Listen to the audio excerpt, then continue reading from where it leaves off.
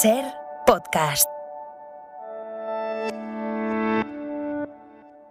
Hola, Brad Pitt coge un tren bala japonés en Ballet Train y nosotros hablaremos de otras películas cuya acción transcurre en los trenes. Seguimos recordando a Marilyn Monroe en el 60 aniversario de su muerte y en el capítulo de esta semana veremos cómo una chica llamada Norma Jean se convierte en Marilyn. El calor no se sufre solo en las calles, también forma parte indispensable del argumento de muchas películas y lo comprobamos. Hablaremos con Carlos Latre, que dobla a uno de los personajes de Un héroe samurái, la leyenda de Han, que llega a las pantallas, y charlaremos de videoclubes con José Fernández Ribeiro, autor de Rebobinando, el libro de la generación del videoclub. El cine en la SER. Fuimos a ver Romeo y Julieta de Zeffirelli. Romeo y Julieta, sí. Leí algo de esa historia en la escuela. Pero es de Shakespeare, ¿verdad? Este verano con Elio Castro. No, te hablo de Zeffirelli, el director del film, de la película. ¿Comprendes? Sí. Laura Martínez Pérez. ¿Sabes? Lo que nunca he llegado a entender bien en todo eso de Romeo y Julieta es por qué razón Romeo se tomó el veneno tan rápidamente. ¿Por qué no pudo esperar un poco? Bueno, así se envenenaban en aquella época. Lidia Payo y Laura Martínez Santamarina. Capítulo 1. Cuando el cine viaja en tren. Señoras y caballeros, todos saben que un repulsivo asesino ha sido asesinado de una forma repulsiva, aunque quizá merecida. ¿Cómo y por qué? La respuesta es sencilla, evidente, manteniendo la teoría de que el asesino era un extraño para todos nosotros. Bien, la señora Hubbard advirtió que había un hombre en su departamento poco después de la 1:15. Luego encontró allí un botón del uniforme de un conductor de coches cama. Fräulein Smith descubrió dentro de su maleta un uniforme de conductor que no era posible que perteneciera a Pierre y al cual, en efecto, le faltaba un botón. Casi todos recordaremos esta escena. Pertenece a Asesinato en el Orient Express, en concreto la versión de 1974 que firma Sidney Lumet. Descubrió este puñal manchado de sangre y el doctor Constantin confirma que pudo haber sido el arma del criminal.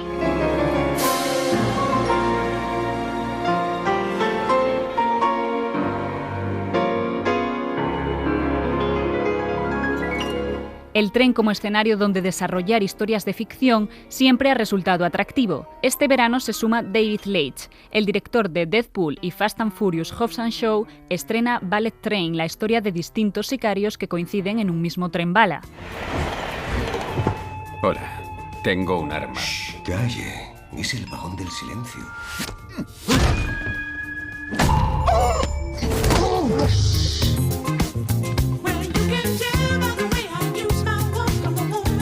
Leitch, maestro en escenas de acción, explica qué películas le inspiraron en este proyecto. Yo estaba decidido a subir a bordo, y no es por hacer un juego de palabras. Hice el trabajo de revisar algunas películas de trenes. Obviamente, soy fan de películas de género duro, como Tren a Busan, que era muy divertida e irreverente, y estaba muy bien ejecutada. También de los clásicos de la comedia gamberra. Silver Streak es una que me viene a la mente, con Gene Wilder y Richard Pryor.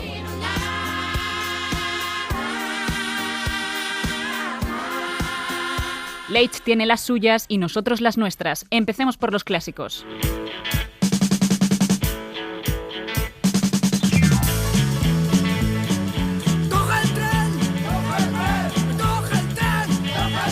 En 1945, David Lean nos presentaba a Laura, la protagonista de Breve Encuentro, un ama de casa aburrida de su rutinaria vida matrimonial que comenzó a tener encuentros semanales con el doctor Alec Harvey para tomar café en el bar de la estación de tren. Perdóname. ¿Perdonarte por qué? Por todo. Por haberte conocido. Por haberte extraído la arenilla del ojo. Por quererte. Por haberte causado tristeza. También Hitchcock, con Extraños en un tren, tuvo su relato de asesinatos en un vagón y de forma más trágica y adaptando a Tolstoy, Edmund Golding representó sutilmente en 1928 las vías de tren a las que se lanzaría el personaje de Anna Karenina, interpretado por Greta Garbo. Le explico una de mis ideas para un crimen perfecto. ¿Prefiere la del enchufe eléctrico al aire en el cuarto de baño o la de monóxido de carbono en el garaje? Ninguna. Estaría anticuado, pero creí que el asesinato iba contra la ley. ¿Qué importa una vida o dos? Hay gente que está mejor muerta. Por ejemplo, su mujer y mi padre. En 1999 llegó a las salas la primera de una trilogía que a todos nos encandiló. Richard Linklater nos puso frente a aquel encuentro entre dos enamorados que se conocían en un tren. ¿Has oído decir que cuando una pareja se hace mayor pierde su capacidad auditiva? No. Bueno, por lo visto, los hombres pierden primero la percepción de los agudos y las mujeres pierden primero la audición de los graves. Y se despedían en la misma estación, prometiéndose el uno al otro un reencuentro meses después. 6 meses a partir de hoy o de anoche. De anoche, 6 meses a partir de anoche, vale. Que fue el 16 de junio, así que en la vía 9 dentro de 6 meses a las 6 de la tarde. En diciembre. Diciembre, sí, para ti es un viaje en tren, pero yo tengo que venir en avión y todo ese rollo, ¿sabes? Pero estaré aquí. Yo también estaré. De acuerdo.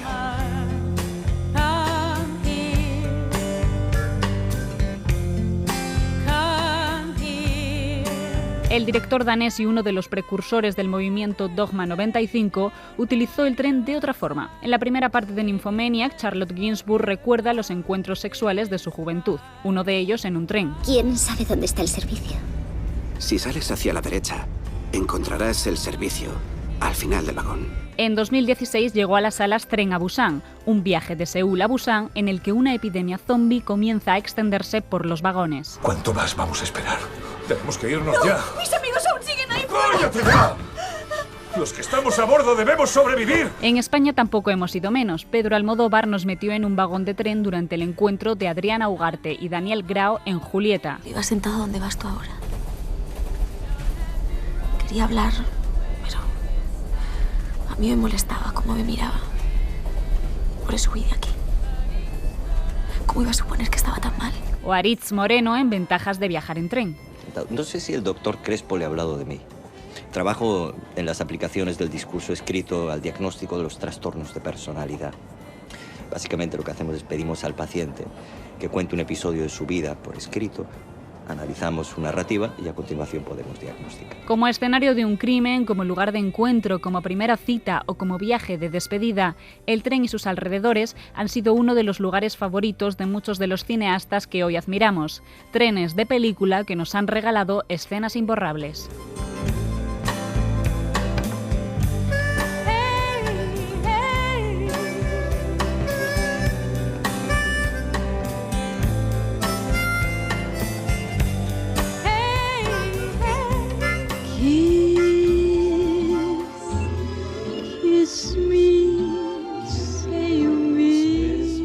Como una vela en el viento. 60 años sin Marilyn Monroe. Love me,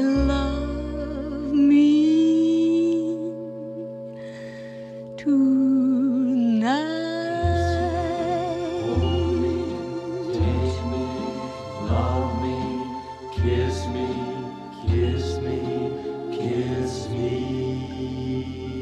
Capítulo 2. De Norma Jean a Marilyn. Soy uno de los Romanov. Para recuperar los diamantes hemos pagado 100.000 zilotis. ¡Zilotis! Me gustaría haber recomprado algo aquí con un ziloti. Atentos a esta escena. ¿Los diamantes? Es el minuto 68 de la película Amor en conserva de los hermanos Marx. Groucho, que interpreta a un excéntrico detective llamado Sam Grunion, está en su despacho amenazado por un matón que quiere recuperar unos diamantes. Cuando suene la próxima nota musical sonará mi muerte en un reloj de arena. Adelanta su reloj, le echo unos granos de arena en la maquinaria. Cuando caigan unos granos de arena más morirás sin remedio. Estoy preparado. Llaman a la puerta. ¡Adelante! Y entonces entra ella, una jovencísima Marilyn Monroe. La película es del año 1949. Es decir, Marilyn tenía 23 años, lleva el pelo largo que cae sobre sus hombros, un vestido sin mangas, escote palabra de honor y una estola de piel sobre el brazo izquierdo. ¿Puedo hacer algo por usted? ¡Qué pregunta tan absurda! Señor Grunion, quiero que me ayude. Todavía me queda un poco de arena. ¿Qué es lo que le pasa? Unos hombres me siguen. No me diga. No puedo comprender por qué. Pero el matón se impacienta. Le aconsejo que se marche. La acompañaré hasta la parada del autobús. Si no estoy de vuelta esta noche, siga adelante sin mí. Marilyn sale por la misma puerta y desaparece. Y Groucho remata la escena. Esa ha sido la historia de todos mis romances.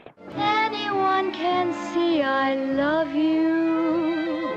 Anyone can see I care. The way I hold your hand and smile in your direction, tells the world my heart is filled with nothing but affection. Amor en conserva fue su primera aparición en una película importante. Marilyn había debutado en el cine en 1947. Hacía de camarera en la película Dangerous Years. Sus apariciones eran tan breves que en un par de ocasiones su nombre ni siquiera figuraba en los títulos de crédito. Un año antes de Amor en conserva, había tenido un papel más largo en un film de serie B, de esos que servían de complemento en las sesiones dobles. La película apenas duraba 1 hora y se titulaba Las chicas del coro. There you go, judging people, criticizing them when you don't even know them. You always do that, Mother. En el film, Marilyn canta y baila 3 temas. Uno de ellos es este que estamos escuchando de fondo. Otro se titula Every Baby Needs a Daddy. Every baby needs a daddy to keep her worry free. Every baby needs a daddy, but where's the one for me? Por entonces ya se llamaba Marilyn Monroe y había dejado atrás su verdadero nombre, Norma Jean Mortenson. Había nacido el 1 de junio de 1926 en Los Ángeles.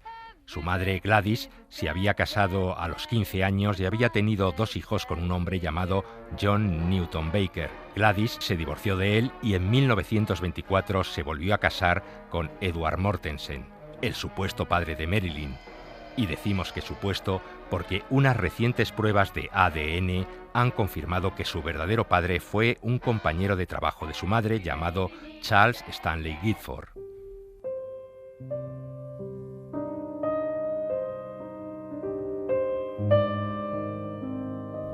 Cuando su madre inscribió a la recién nacida, escribió mal su nombre, puso Mortenson en lugar de Mortensen, pero esta equivocación es el menor de los males en la infancia de Marilyn. Sus padres se habían ya separado cuando nació. Su madre trabajaba toda la semana y ella creció en casa de un matrimonio, Albert e Ida Bollender. Cuando Marilyn tenía 7 años, a su madre le diagnosticaron esquizofrenia paranoide y la internaron en un hospital.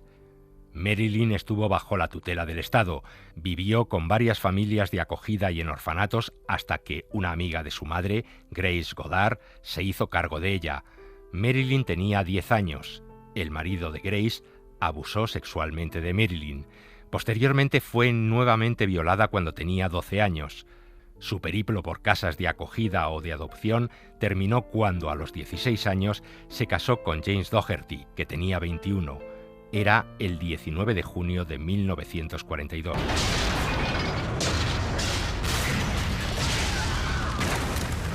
Cuando estalló la guerra, James Doherty fue destinado al Pacífico y Marilyn comenzó a trabajar en una fábrica de municiones. Allí conoció al fotógrafo David Conover y comenzó a trabajar como modelo. Imagínate, yo en esta playa con mi traje de baño verde claro. ¡Qué bien! Iba a comprar uno blanco, pero no me pareció bastante atrevido. Bueno, ya me entiendes. De haberlo querido más llamativo, hubiese comprado uno francés. ¡Corred, muchachas, que ahí viene la flota! ¡Oh, tío Lom, estoy loca de alegría!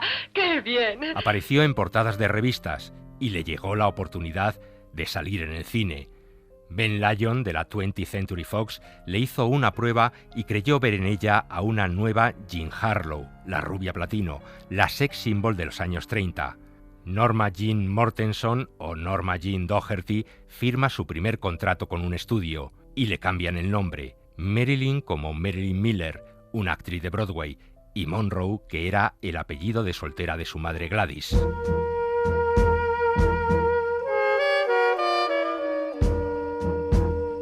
Después de Amor en conserva, la película de los hermanos Marx, la carrera de Marilyn Monroe va creciendo poco a poco. La vemos en 1950 en un pequeño papel en La jungla de asfalto de John Huston, en donde hace de la amante de un abogado corrupto mucho mayor que ella. ¿Qué haces aquí mirándome de ese modo, tío Lon? No me llames, tío Long. Yo creí que te gustaba. Antes sí, pero ahora no. Ya he mandado que te traigan unas caballas saladas. Sé que te gustan para el desayuno. Eres un encanto, Ángela. Y en Eva al desnudo de Joseph L. Mankiewicz, como acompañante del cínico crítico teatral Addison DeWitt, que interpretaba George Sanders. Recuerda a Miss Caswell, ¿verdad? No. ¿Cómo está? Nunca nos hemos visto, tal vez sea por eso. Miss Caswell es actriz. Se graduó en la Escuela de Arte Dramático de Copacabana. En un momento de esa película, George Sanders le dice: Bien hecho. Ya veo tu carrera ascendiendo por el este como el sol. Y eso es lo que iba a pasar en 1953, con una película y una canción. ¿Le importaría poner este? Claro que no. Con mucho gusto, señora. Bésame. Kiss me, say you miss me, kiss me, love, with heavenly affection.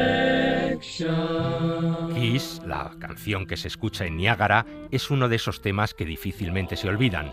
En primer lugar, por la espectacular aparición que hace Marilyn Monroe en la escena.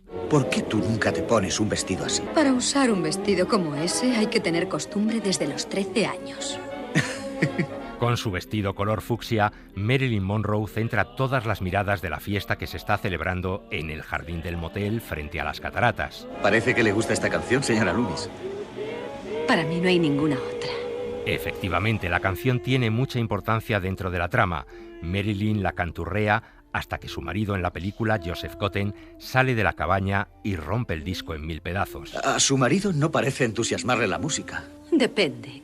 Él se siente muy a gusto sentado en una mecedora y escuchando canciones antiguas y decadentes. Kiss fue compuesta especialmente para esta película dirigida por Henry Hathaway en 1953.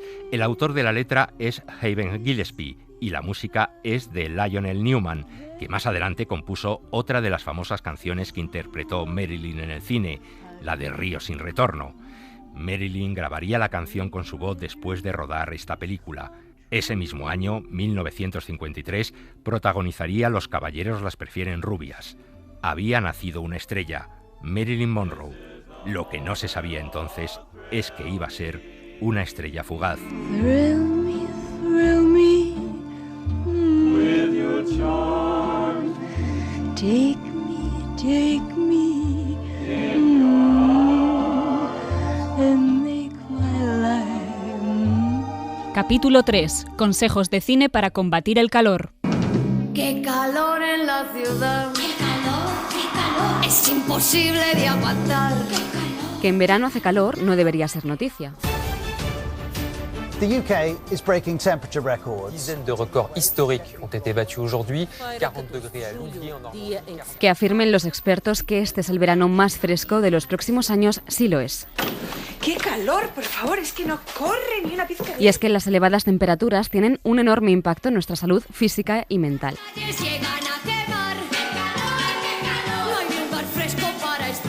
Pasamos la noche dando vueltas en la cama, probando diferentes posturas, la almohada en los pies, de lado, boca arriba, boca abajo. Luego nos vamos quitando prendas. Voy a la cocina a vestirme. ¿En la cocina? Cuando hace tanto calor como hoy, ¿sabe lo que hago? Meto la ropa interior en la nevera. Casi nos dan ganas de bajarnos a la calle y marcarnos un Carmen Maura en la ley del deseo con el primer técnico que nos encontremos limpiando las calles. ¡Vamos! ¡Riégueme! ¡No se corte! ¡Riégueme! ¡Qué sofoco! Esta noche no lo soporto. Lo peor, que al final conseguimos conciliar el sueño y a las 2 horas suena el despertador. ¿Sabes qué clase de tiempo tenemos para hoy? ¡Calor! El color del día es el negro. Sí, el negro. Absorbe el calor del infierno y guárdalo para el invierno. Si vas a salir a la calle, apúntate al negro y estate al loro. Hoy la temperatura va a pasar de los 38 grados. Si te has rizado el pelo, cuidado. Repito, cuidado con el rizado. Mejor quédate en casa o puedes acabar con un casco de plástico permanente en el coco. ¡Para siempre! Arde la calle al sol de poniente. Nuestras compañeras del cine, Laura Martínez y Laura Martínez Santamarina, lo tienen claro. En mi caso, para pasar la ola de calor que hace en Madrid, voy al cine. En verano suele haber muchísimos estrenos y siempre es una buena opción. A mí lo que más me apetece cuando hace este calor infernal es ir al cine, sentarme en mi butaca, disfrutar de la película y sobre todo del aire acondicionado. ¿Y tú, Elio? Pues a mí en verano la verdad es que no me gusta ir al cine porque ponen el aire acondicionado, vamos, a tope. Y yo paso muchísimo frío. Uy. Pues sabes que no le va a gustar tanto el cine después de todo. Puede quedarse a mi lado si quiere, pero a condición de que no hable del calor. Soy una mujer casada. ¿Y eso qué tiene que ver? Ni más ni menos que no busco compañía. En tal caso diga, soy una casada feliz.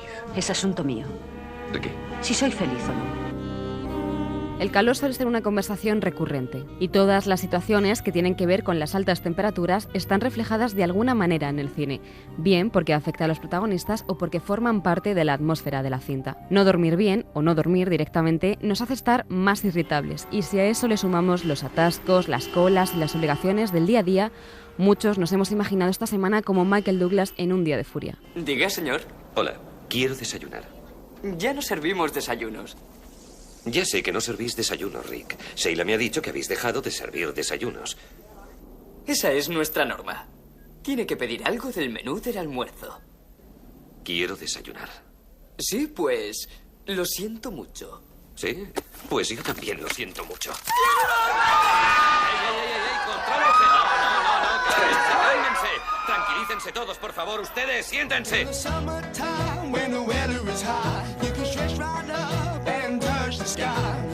Numerosos estudios afirman que estos días hay mayor riesgo de que se produzcan conflictos. De hecho, según las encuestas, casi el 70% de las personas casadas discuten más durante una ola de calor e incluso más del 30% deciden dormir separadas. Solo tienes que poner muchas felicidades, Britt. No. Tienes que hacerlo. Yo no tengo que hacer nada que no desee hacer. ¿Te olvidas de las condiciones en que accedí a seguir viviendo contigo? Yo no estoy viviendo contigo. Ocupamos los dos la misma jaula y nada más. Algo que desde luego no practicaban los protagonistas de Fuego en el Cuerpo, que tienen un tórrido romance en plena alerta por calor. No te pares. Me estás matando. Estoy irritado, dolorido. Dolorido, serás cara. Este paso no se levantará. Más hielo, me quemo por dentro.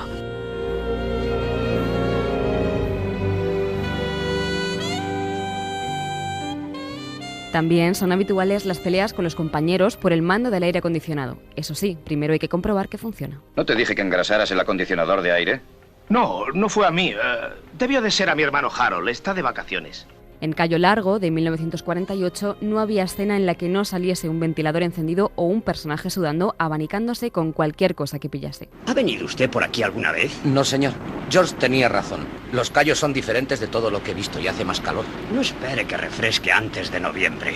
El termómetro bajará entonces bastante. Las moscas y los mosquitos desaparecerán. Y se podrá vivir durante 3 meses en los Cayos, excepto por los turistas. ¡Qué calor! Todo está en el cine, incluso el calor, y más estos días que parecemos personajes sacados de este recorrido cinematográfico.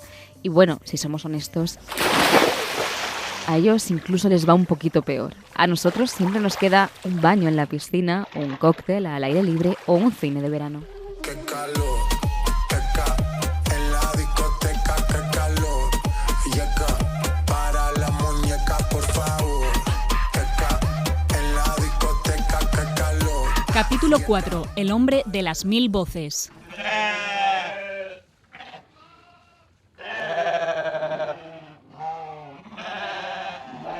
En 1998, un grupo de investigadores, liderados por el profesor George R. Dodington, analizó las diferencias que hay en las voces humanas, una clasificación que se conoce como el zoológico de Dodington. Según esta distribución, las voces ovejas son las más comunes, las que tiene la mayor parte de la población. Las voces cordero son las que se imitan fácilmente. Las voces cabra son las menos reconocibles, pero en este zoológico de voces también están los lobos.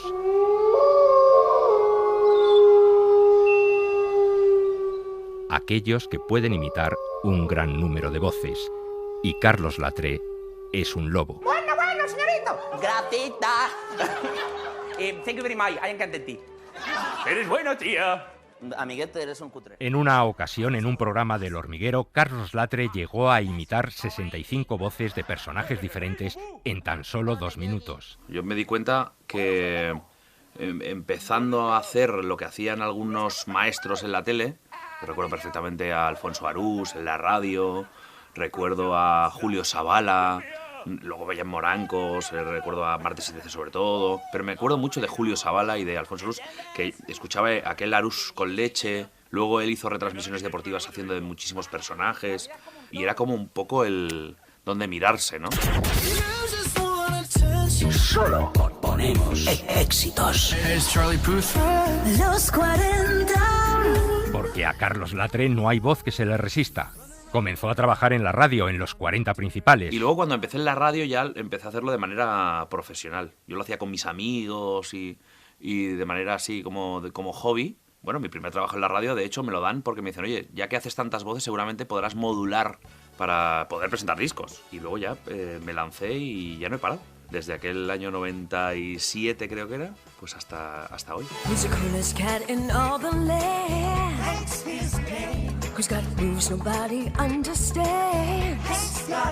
Pero fue después de intervenir en el programa Crónicas Marcianas cuando decidió dar un cambio en su carrera. Empezó como un hobby, empezó como una facilidad. Y a partir de ahí, prácticamente hasta que no acabó Crónicas Marcianas, porque la vida no me daba, o sea, no me daba para más, dije, aquí hay que poner técnica, hay que poner dedicación. Entonces es cuando empezó mi gran cambio, porque empecé a hacer no solo canto, sino dicción, empecé a estudiar teatro clásico, me fui a Londres a hacer Shakespeare, hice expresión corporal, hice ballet, todo lo que tenía que ver con dotar a los personajes de herramientas, ¿no?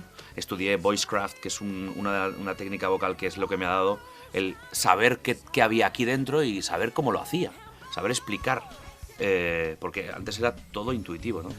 Y la verdad es que fue el gran cambio, ¿no? Porque a partir de ahí no solo desarrollé mucha más capacidad de vocal, sino que mejoré muchísimo y empecé a hacer otras cosas que me han llevado a poder hacer teatro, a poder hacer espectáculos en directo, a poder cantar, a poder hacer muchísimas más cosas.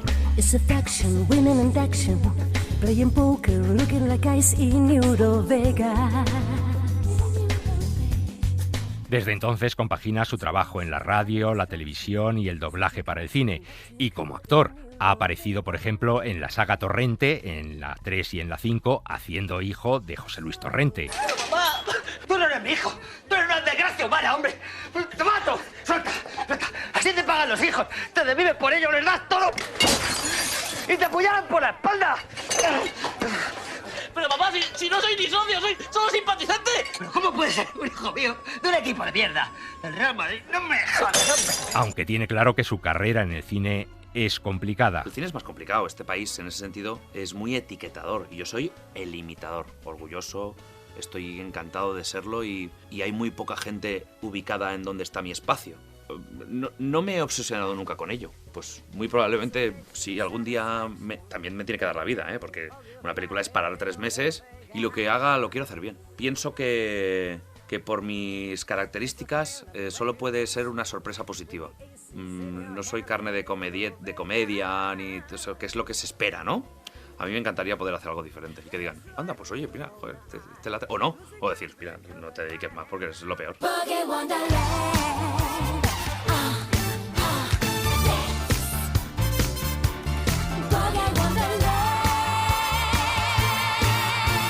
Como doblador de voces a Carlos Latre le hemos escuchado en títulos como Happy Feet o Garfield. Pídeme mi calabaza, cotorra. Me piro de aquí. ¿Piraros? ¿A dónde iréis? ¿A dónde va a ser? ¿Al hotel con John? ¿Con vuestro amo? ¿El que os abandona por una nueva esposa? No me abandona, está atravesando una locura pasajera. Garfield, vuestro amo ha iniciado una nueva vida. Y vos debéis iniciar la vuestra. Papeles que en las versiones originales han interpretado actores como Bill Murray o Robin Williams. El caso de Garfield, en el que Bill Murray hacía un personaje más en el imaginario y nosotros buscamos... la productora me dijo, no, queremos una voz gatuna, una voz joven, fresca y diferente, ¿no? El gran referente para mí era Robin Williams, cuando hice Happy Feet, las 2 versiones, que doblamos los mismos personajes, y yo tuve la suerte de hacer el junket de prensa en Londres con él. Y fue... Además me dijeron, ten cuidado que hoy viene... Estaba bastante cabreado y había estado bastante... Y conmigo fue adorable. O sea, hubo una química y una energía increíble. Luego tuve la oportunidad de trabajar con James Corden, que estuvimos juntos en Emoji. No he conocido a Bill Murray, pero me encantaría. Pero en los últimos años, Carlos Latre, además de trabajar en la radio, en el cine, en la televisión, está colaborando en un estudio científico. El neurólogo Marcelo Bertier, profesor de la Universidad de Málaga, está estudiando su cerebro para desarrollar una serie de técnicas que ayuden a enfermos con afasia, sordomudez, autismo o que hayan sufrido un ictus y hayan perdido la voz. Estamos al principio del camino. Estamos ahora en una comparativa con sujetos control comparados conmigo para ver cuál es el baremo en el que yo estoy situado y a partir de ahí ver qué técnicas diferentes utilizo yo de forma intuitiva y poder llevarlas a la práctica para poder ayudar a ese tipo de personas, ¿no? Porque decíamos el otro día con el doctor Bertier, este tipo de estudios lo que te enseñan, a mí me enseñaron a ver qué hago exactamente, porque muchas veces no eres consciente de lo que haces, ni mentalmente ni físicamente, ¿no? Si una persona que no oye es capaz de ser consciente físicamente de cuánto aire está sacando, cómo está apretando la laringe, y si las cuerdas vocales están vibrando, la posición de toda la boca, la resonancia, la nasalidad, etcétera, etcétera, podemos ser conscientes de que hablamos y con qué volumen hablamos sin oírnos. Con lo cual, gente que ha perdido el habla, por ejemplo, o que ha sufrido un ictus, o que podrían ser conscientes de que hablan sin necesidad de oírse. Bueno, es muy interesante.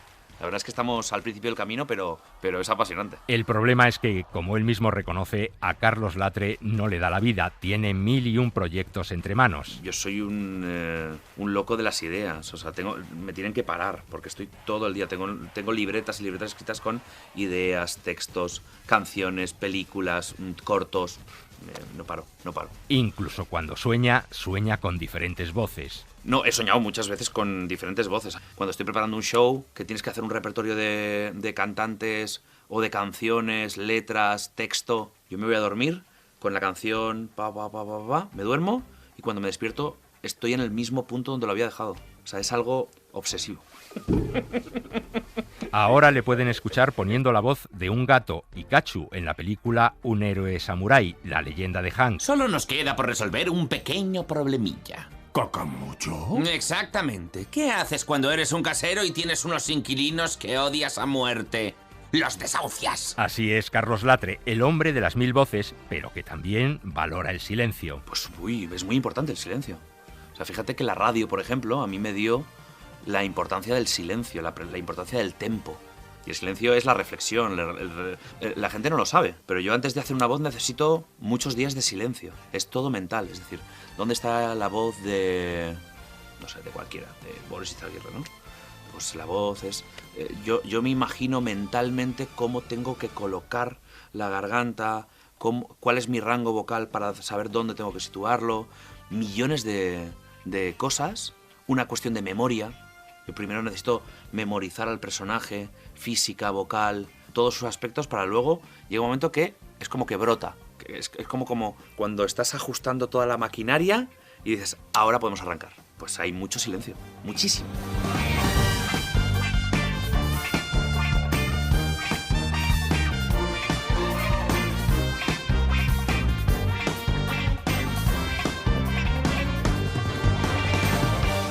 Capítulo 5. Tal día como hoy, el cine lo contó.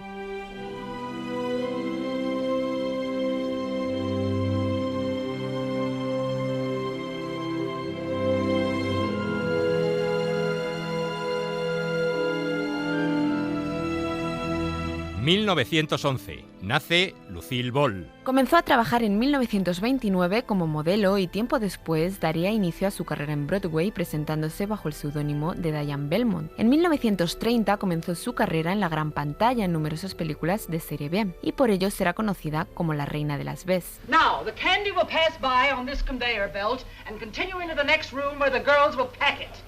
Now, your job is to take each piece of candy and wrap it in one of these papers and then put it back on the belt. You understand? Yes, sir. Yes, ma'am. Con la serie televisiva I Love Lucy dio el salto a la pequeña pantalla. La producción fue tan exitosa que se hicieron un total de 180 episodios durante 6 años consecutivos. Este fue el pistoletazo de salida para The Lucy Show y posteriormente Here's Lucy, donde construyó todo un imperio de fama que terminaría perdiendo. And you're Lucille Ball. Use a line on me you've never road tested on anyone, I dare you. Would you like to learn how to rumba? All right. Nice. Hoy recordamos su vida en Being the Ricardos, una película protagonizada por Javier Bardem y Nicole Kidman, quienes encarnan este biopic sobre el auge y la caída de la actriz y la relación con su marido, el cubano Desi Arnaz. 1928. Viene al mundo Andy Warhol. El polémico artista, que hallaba su inspiración en la cultura de masas, dio lugar a creaciones tan famosas como el rostro pop de Marilyn y lanzó al estrellato a las latas de sopa de tomate. Earlier, you said casually, since I don't believe in painting anymore.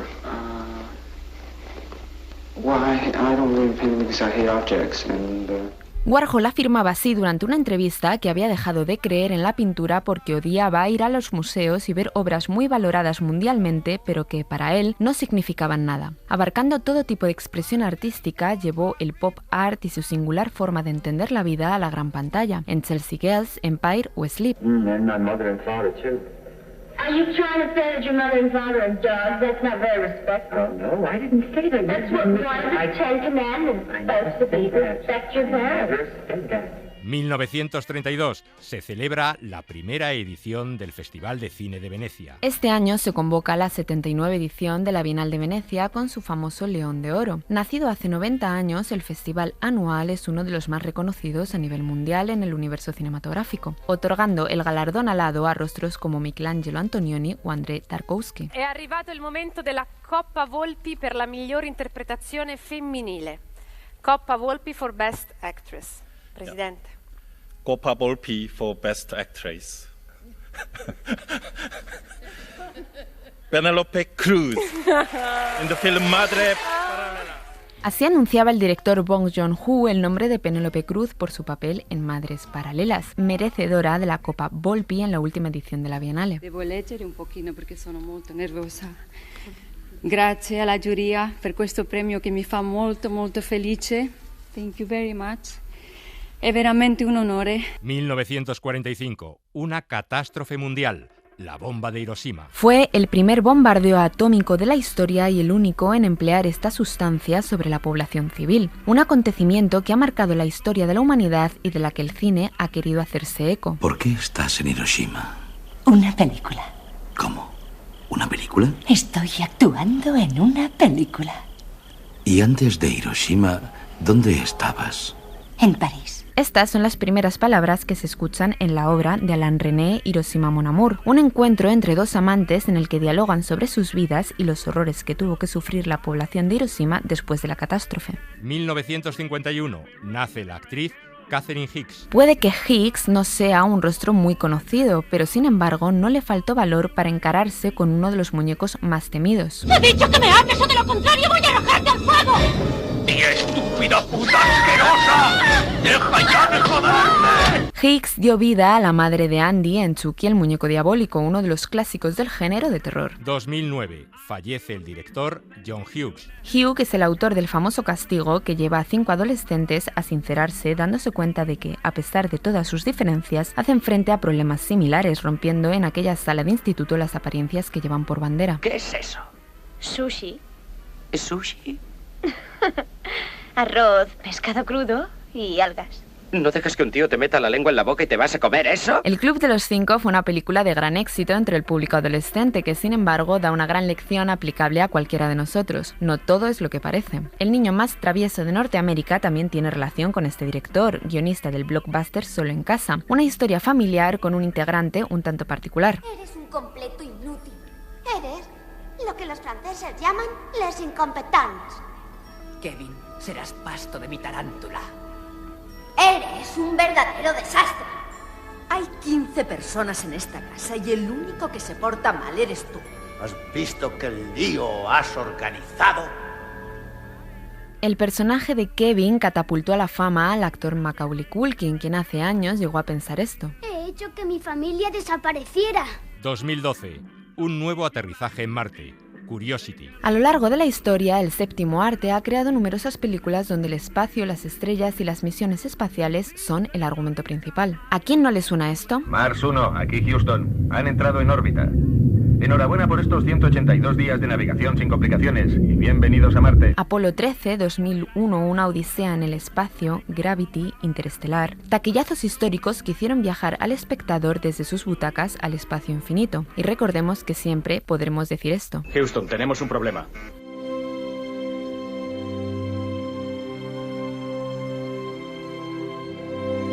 Capítulo 6. Rebobine, por favor. Quizá muchos jóvenes no lo sepan, pero hubo un tiempo en que las películas se veían en casa gracias a unas grandes cintas que se introducían en unos aparatos llamados vídeos. Las cintas se alquilaban en tiendas, eran los videoclubes, y se devolvían debidamente rebobinadas una vez que habíamos visto las películas. Luego llegaron los DVD y finalmente las plataformas y los videoclubs han ido cerrando uno tras otro. Pero alguno queda y sobre todo queda su recuerdo. Quiero alquilar una peli. ¿Quieres alquilar una peli? Quiero alquilar una peli. ¿Qué te pasa? Que trabajas en un videoclub. Trabajo en una mierda de videoclub. Quiero ir a un buen videoclub para poder alquilar una buena peli.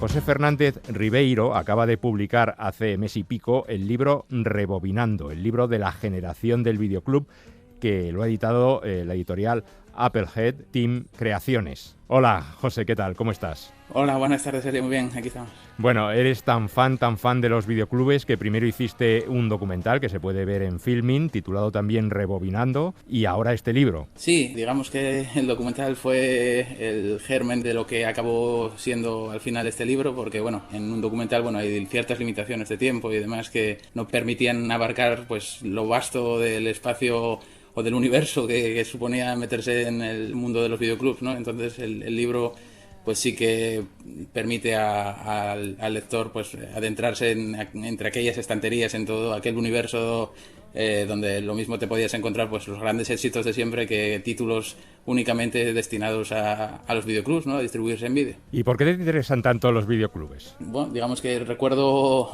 nacer prácticamente entre cintas, ¿no? Porque mis padres distribuían cintas, digamos que antes de los videoclubs también se vendían cintas en domicilios, y en mi casa siempre había un montón de películas y yo recuerdo estar siempre rodeado de ellas y de tener desde muy pequeño muchos recuerdos de poner yo películas y de disfrutar y descubrir la pasión del cine, al igual que mucha gente. Entonces mi vida la fui desarrollando en muchos de estos videoclubs que tanto para mí como para mucha gente de la que conoció aquella época se convirtieron en lugares indispensables para dentro del mundo social de la gente también. Bueno, lo que pasa es que los videoclubes y la edición de las películas en vídeo sí que supusieron una evolución muy importante en el negocio del cine, ¿no?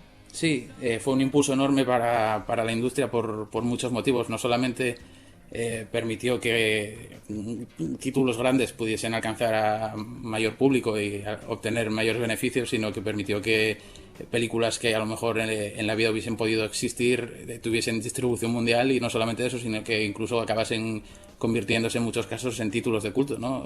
Por ejemplo, no sé, digamos que Mal Gusto de Peter Jackson, que además tardó 4 años prácticamente en rodarla porque solo la hacía con sus amigos durante los fines de semana, acabó distribuyéndose a nivel mundial y convirtiéndose en un clásico de culto gracias a los videoclubs, ¿no? Y quién nos iba a decir que luego Peter Jackson iba a convertirse en quien se convirtió, ¿no? O lo que supusieron también los videoclubs para gente como Tarantino y demás, que tantas veces hemos visto referenciados en muchas películas. Hoy me apetece una de esas peliculitas a lo Katharine Hepburn y Cary Grant.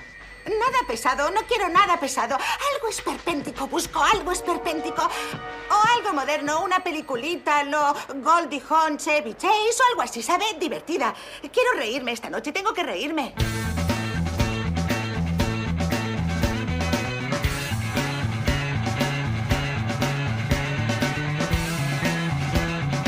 Bueno, y es que además los empleados de los videoclubes se convirtieron en algo así también como prescriptores para algunos clientes. Aconsejaban, decían cuáles iban a ser las novedades, cuándo iban a llegar y cuándo la cinta estaba lista, ¿no? Sí, yo siempre he dicho que, digamos que el buen videoclubero, por decirlo de alguna manera, era aquel que, te conocía, ¿no? Te llegabas a hacer incluso amigo de él, que eso a veces incluso te daba ciertos privilegios. A lo mejor te guardaban alguna película para poder alquilarla y llevarte a la casa antes que otros o demás, pero el buen videoclubero te conocía tus gustos, te aconsejaba, luego entablabas cierta amistad con él. La verdad es que eso era también una parte muy interesante de ese aspecto social que tenían los videoclubs, donde se reunía un montón de gente, no solamente a alquilar películas para disfrutar en otro estilo de consumo de cine muy diferente al que tenemos ahora, en familia, por ejemplo, sino para hablar de cine con un montón de gente, ¿no? Y eso yo creo que era una de las cosas que más se echa de menos de los videoclubs. ¿Son buenas estas películas? ¡Señor! ¿Qué? Que si son buenas estas películas. No veo películas. No ha oído ningún comentario sobre ninguna de ellas. Prefiero no meterme en los asuntos de otras personas. ¿Quiere decir que no ha oído a nadie decir nada sobre ninguna de estas películas? No. Sí, y además que un buen plan ahora se sigue haciendo de otra manera, ¿no? Con las plataformas, pero un buen plan para las noches de los viernes o de los sábados era alquilar una o varias películas y verlas con amigos, verlas con pareja, verlas en familia, mientras se comía, por ejemplo, pues una pizza o cualquier otra cosa. Bueno, por ejemplo, en mi caso era muy habitual ir en familia al videoclub y que cada miembro de la familia se llevase pues a lo mejor una película del género que más le interesase y al final acababas viendo todo, ¿no? Lo mismo veías pues algo de animación que películas de comedia o algo más serio o incluso de terror, que también estaba muy de moda, ¿no? Cuando empezaban a florecer todos los slashers y demás. Entonces, bueno, yo creo que era un plan perfecto, ¿no? Porque te permitía reunirte con la familia a disfrutar de un montón de cine que de otra manera seguramente no hubieses podido consumir, sobre todo en muchos títulos, como decía antes, también bastante raros que nos podíamos encontrar alguna vez. Bueno, vamos a saber si tú has sido un buen cliente de videoclub. ¿Guardas todavía el carnet de socio de algún videoclub? Pues el carnet de socio posiblemente no. Lo que sí guardo son un montón de VHS, unos 3.000 VHS en una habitación enorme llena de películas y la verdad es que, bueno, cualquier día me echan de casa, pero sigo coleccionando todo lo que puedo en este formato, sobre todo en muchas películas que no han vuelto a editarse nunca en ningún otro formato, ni creo que lo hagan nunca, ni a distribuirse en ninguna plataforma ni nada, ¿no? Entonces... ¿Y deudas y multas por no devolver la película a tiempo, la cinta a tiempo? Alguna que otra también, sí, eso es verdad. Yo solía ser bastante serio, digamos, ¿no? Pero era otra de las cosas graciosas o interesantes también de tener como amigo al dueño de un videoclub, ¿no? Que a veces no te cobraban el recargo o ver incluso cuando estás en el videoclub a gente pues prácticamente lanzando la película desde el otro lado del mostrador y largarse corriendo para que no les cobrasen el recargo, ¿no? Pero yo la verdad es que no, yo solía llevar, tenía tanta manía y tantas ganas de ir al videoclub que las llevaba el mismo día casi siempre, ¿no? Para llevarme más o reponer el cargamento.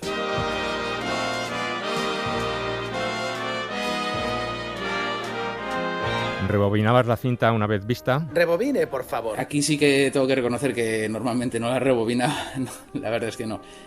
Por más que lo dijesen y por mucho que fastidiase llegar a casa y tener que ponerte a rebobinar la cinta, que es verdad que la mayor parte de las veces las llevaba sin rebobinar. Rápido, las películas de Schwarzenegger. Las extranjeras están al fondo. No, las de acción. El tío es una estrella de acción.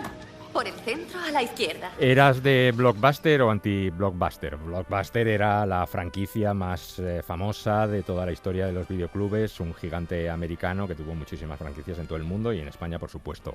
Pues no, la verdad es que, bueno, creo que a España llegaron a principios de los 90, a mi ciudad llegaron unos cuantos, yo creo que más bien a mediados o hacia finales y...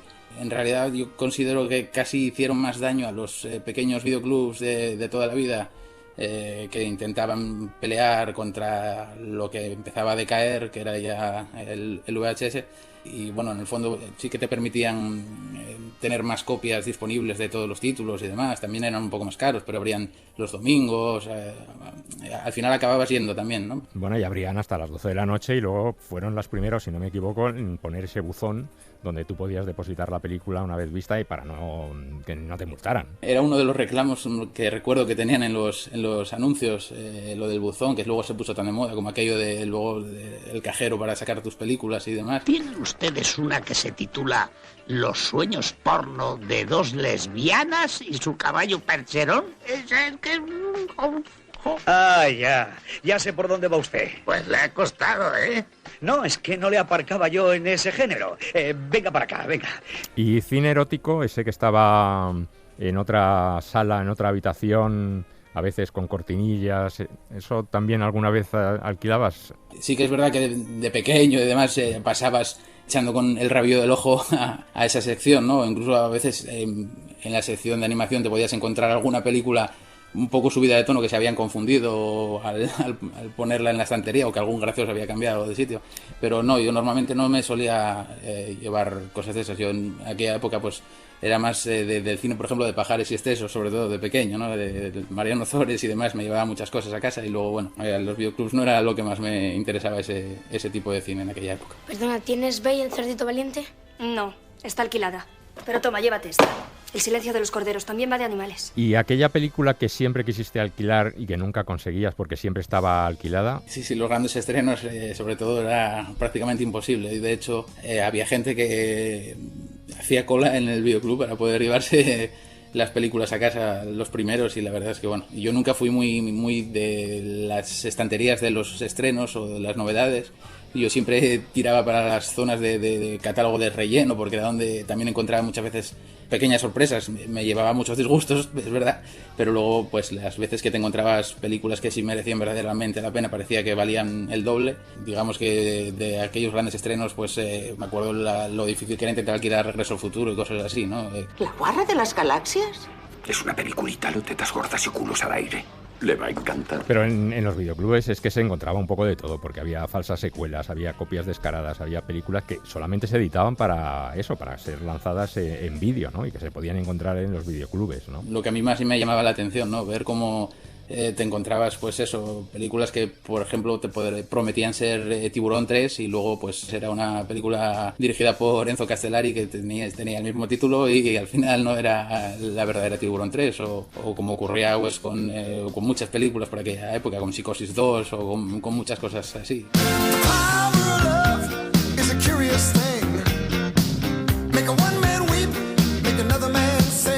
Bueno, vamos a ir terminando. Los videoclubes se fueron cerrando uno detrás de otro, fueron cayendo ya casi a partir del año 2008. Con la crisis de 2008, pues por ejemplo, ahí cerró la Blockbuster. Y en Madrid, por ejemplo, yo creo que quedan un par de ellos como mucho.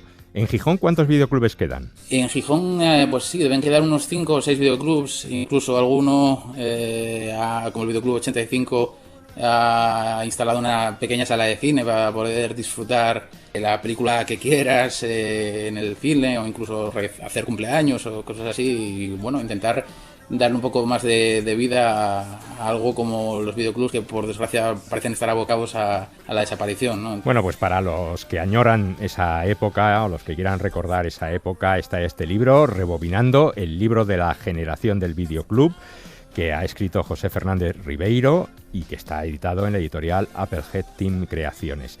José, pues muchísimas gracias y a seguir rebobinando las cintas al principio, ¿eh? Pues sí, muchísimas gracias a vosotros. Intentaré rebobinar todo lo que pueda. Ahora sí que es verdad que los cuido mucho más que antes con rebobinador y demás, que hay que cuidar los vídeos, que ya no se hacen. Hasta siempre, adiós.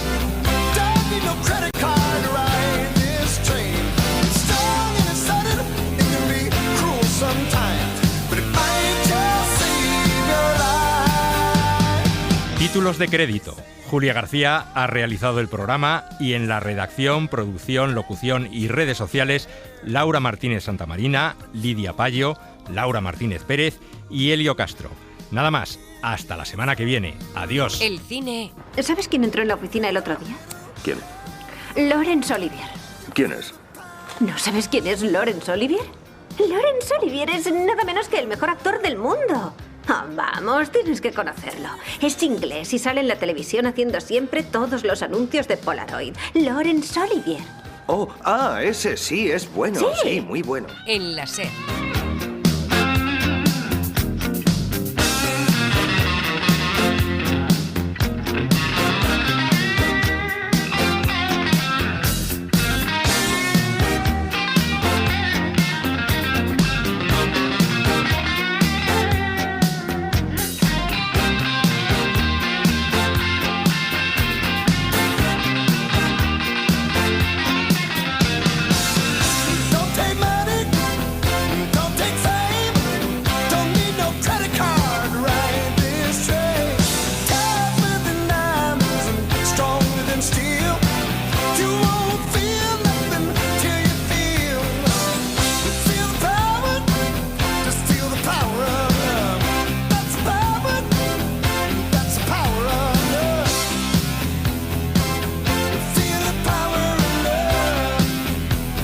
Suscríbete al Cine en la SER.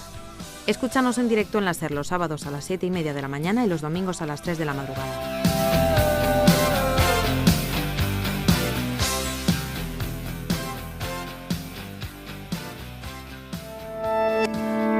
Cadena SER. La radio.